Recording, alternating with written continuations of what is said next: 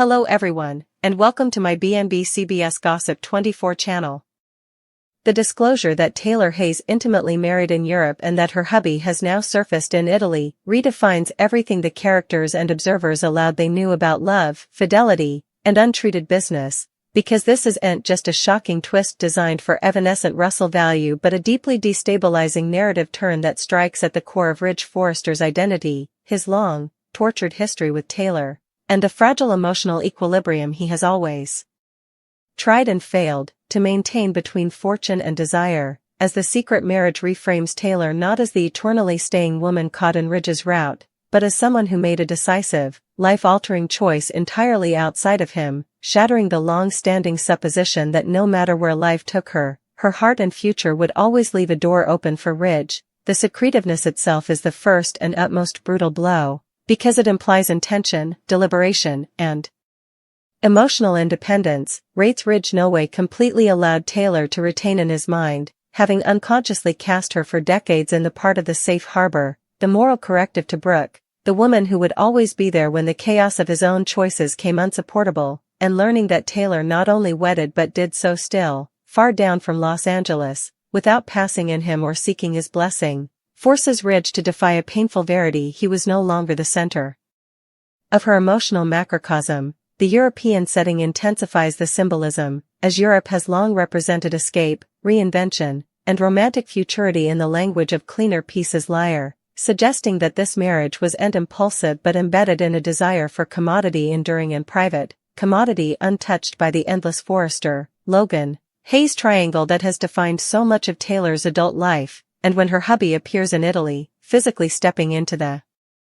narrative space Ridge inhabits, it transforms abstract treason into palpable reality, because now Ridge is no longer replying to an idea but to a man, a living personification of the life Taylor erected without him, standing in stark discrepancy to Ridge's own pattern of hesitancy and emotional vacillation. Ridge being blindsided is pivotal, because it exposes the arrogance of his hypotheticals. The belief that indeed when Taylor was out screen or off mainland, she remained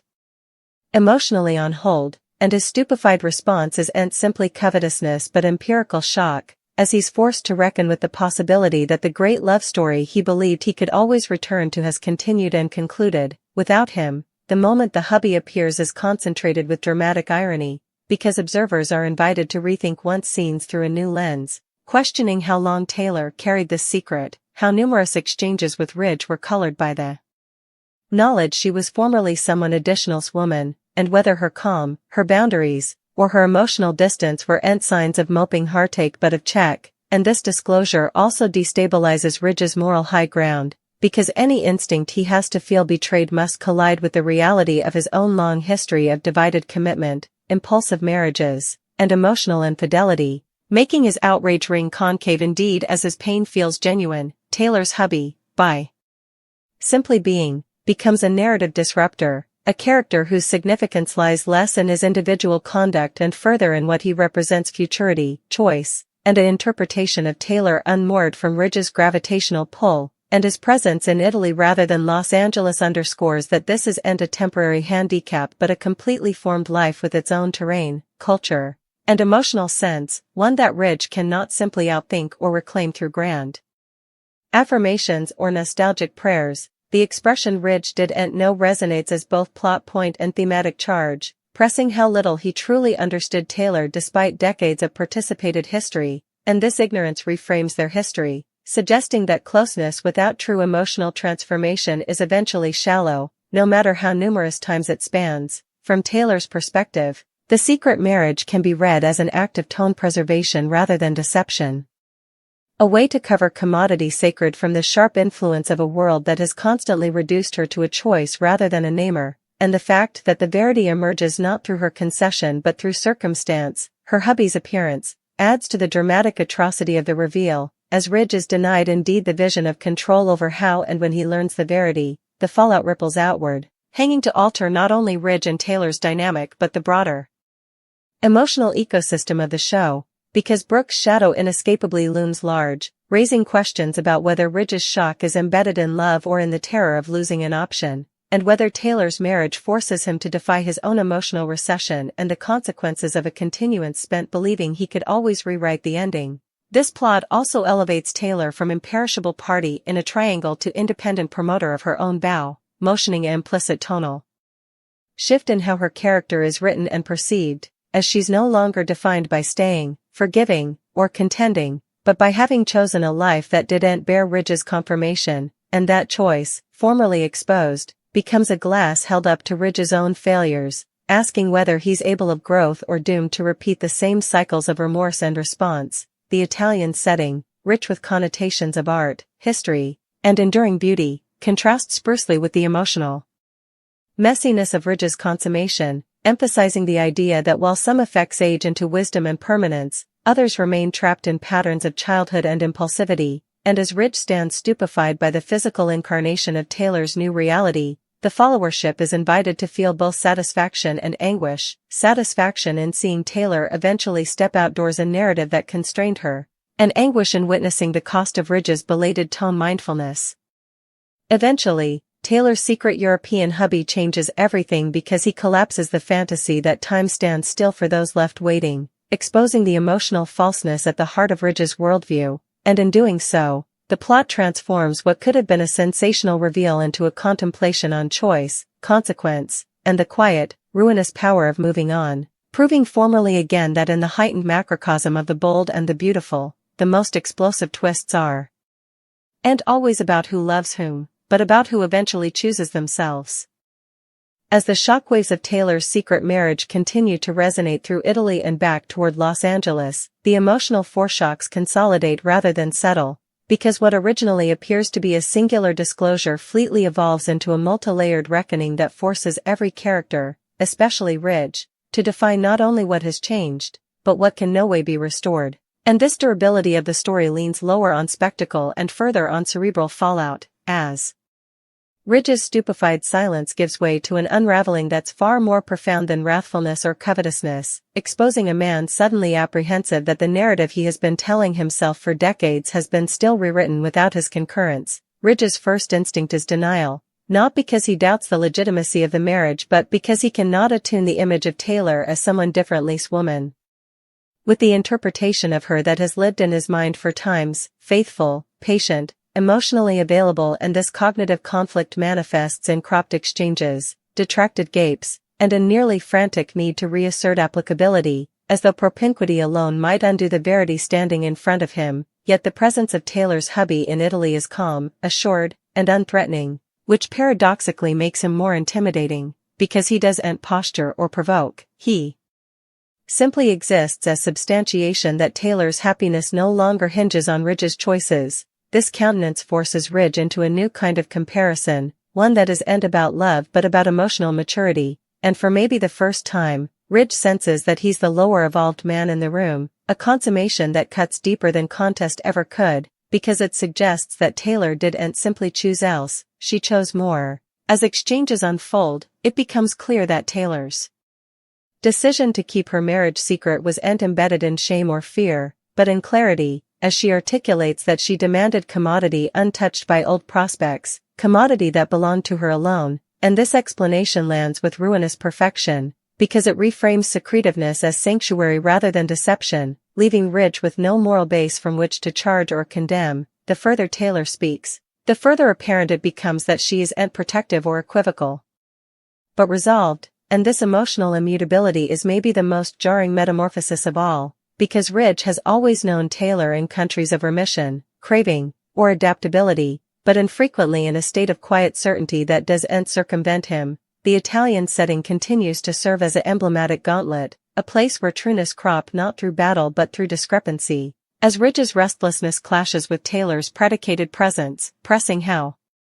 movement and noise can no longer disguise his lack of direction. Meanwhile, the counter-accusations of this marriage begin to ripple outward, as the Forrester family dynamics are subtly but irrevocably altered, because Taylor's new status destabilizes long-held hypotheticals about alliances, emotional fallback plans, and unborn possibilities, particularly for Ridge, who must now face the intimidating prospect that the door he always believed would remain ajar has been forcefully and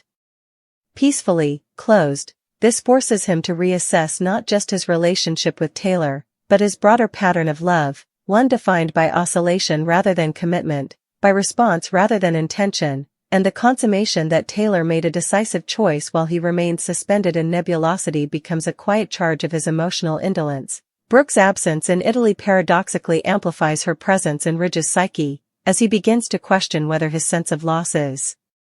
truly about Taylor or about the corrosion of his belief that he could always choose laterally, and this tone interrogation marks a rare moment of soul-searching that could gesture growth, or collapse, depending on how he responds to it. Taylor's hubby, meanwhile, remains a study in narrative restraint, offering casts of a relationship erected on collective respect, participated values, and emotional reciprocity rather than dramatic intensity, and this discrepancy serves as a subtle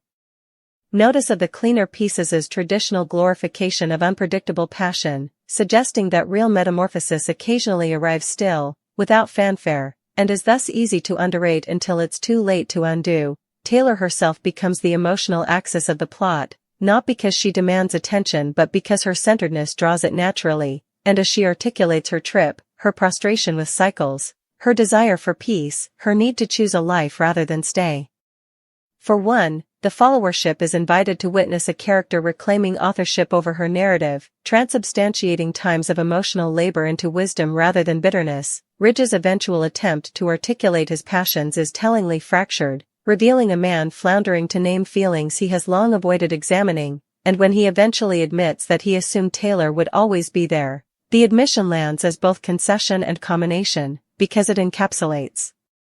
the annuity that has sustained so numerous of his choices, and hearing it spoken audibly strips it of any romantic veneer. Taylor's response is neither triumphant nor cruel, but compassionate without concession, as she acknowledges their participated history while forcefully asserting that it no longer defines her future, and this balance of empathy and boundary setting represents a radical elaboration in her character, one that refuses to villainize Ridge while also refusing to immolate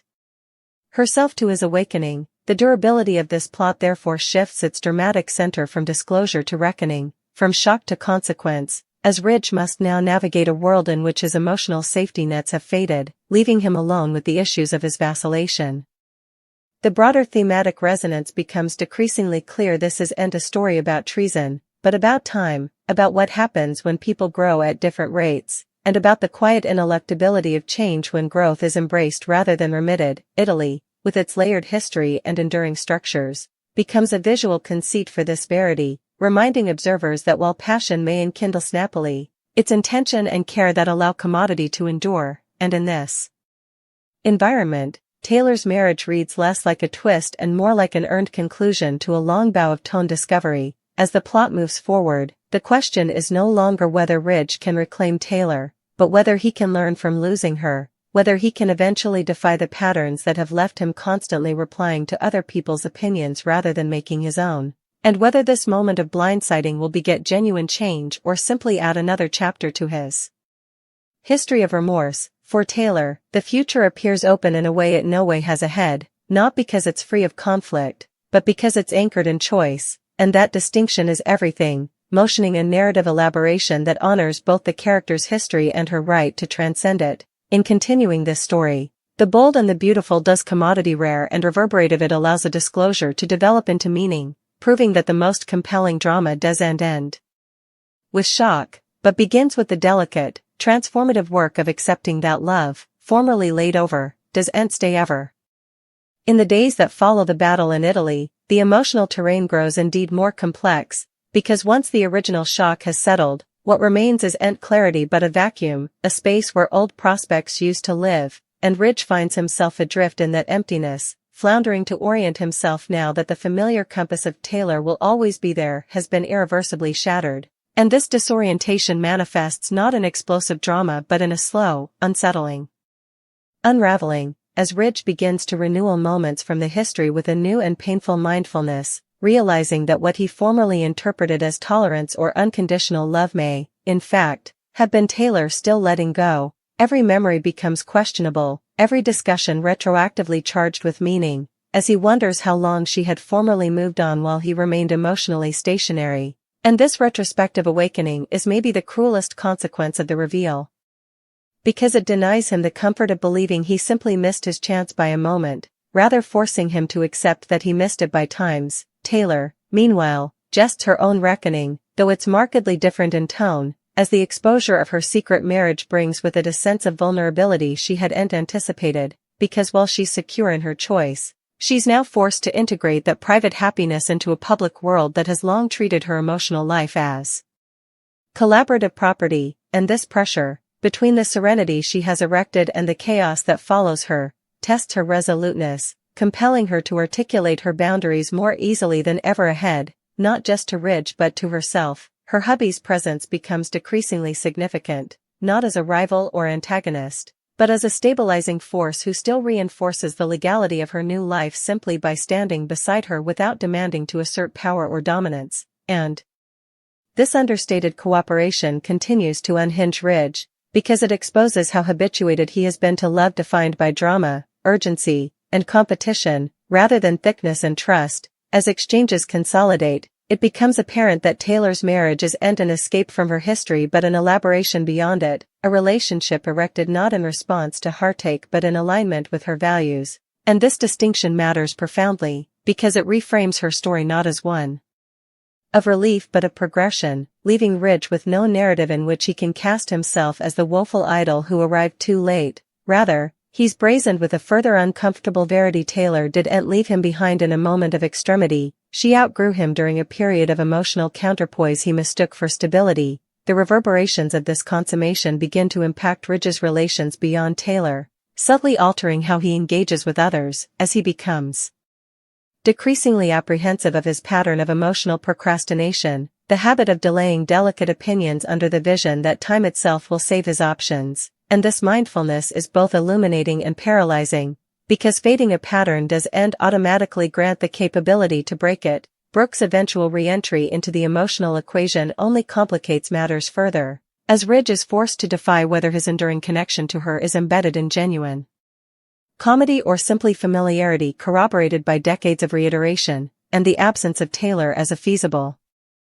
volition strips down the triangulated dynamic that has long allowed him to avoid completely committing to one path, leaving him exposed to the consequences of his own ambivalence. Taylor, observing this from a distance, doesn't intermediate or advise, a choice that signals her uninterrupted growth, because she understands now that delivering Ridge from his emotional confusion would only tether her formerly further to a part she has purposely relinquished, and this restraint is itself a quiet triumph, demonstrating that compassion doesn't bear tone immolation. The narrative pacing slows designedly, allowing space for soul-searching rather than immediate resolution, and in this slower meter, the story finds its emotional weight, as Ridge grapples with the consummation that love cannot be sustained on nostalgia alone, that history isn't a cover for presence, and that the honor of being someone's always must be laboriously earned rather than passively assumed.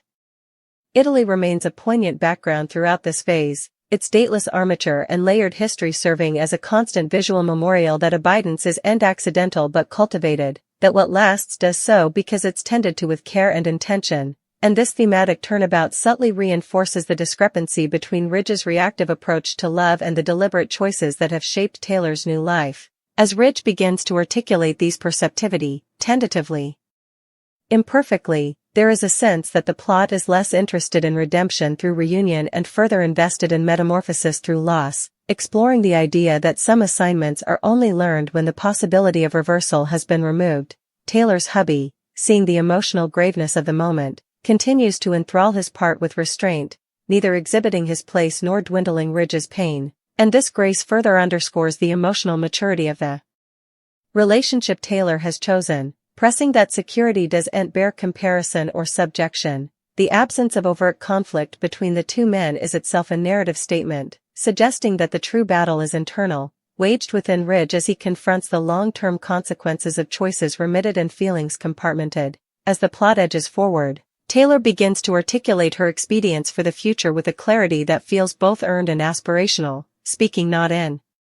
terms of what she wants to avoid but of what she intends to make, and this forward-facing perspective stands in stark discrepancy to Ridge's backward aspect. Emphasizing the divergence in their emotional circles, the followership is invited to sit with this imbalance, to feel the discomfort of watching a character defy the reality that growth cannot be retroactively applied, that mindfulness does end undue impact, and that love, formerly converted, cannot always be reclaimed. The writing resists the temptation to soften this verity, allowing Ridge's discomfort to loiter, to consolidate, to come instructional rather than transitory, and in doing so, it honors the complexity of long-term connections and the slow addendum of consequence that accompanies emotional avoidance. Taylor's bow, meanwhile, continues to unfold with quiet strength, as she navigates the integration of her history and present without allowing either to dominate the other, demonstrating that check is end erasure but recontextualization, a process of admitting what was without allowing it to mandate what will be. The capstone of this phase of the story does end arrive with a dramatic protestation or unrecoverable action, but with a moment of stillness, a participated understanding that commodity abecedarian has shifted, that the places formerly assigned have been relinquished, and that the future, while uncertain, is no longer constrained by the patterns of the history. In this way, the durability of Taylor's secret marriage plot transcends its original shock value, evolving into a contemplation on emotional agency, the cost of vacillation, and the quiet power of choosing oneself, buttressing the idea that in the world of the bold and the beautiful, the most continuing drama isn't set up in who ends up with whom, but in who eventually learns to live with the consequences of the life they chose, or failed to choose, along the way.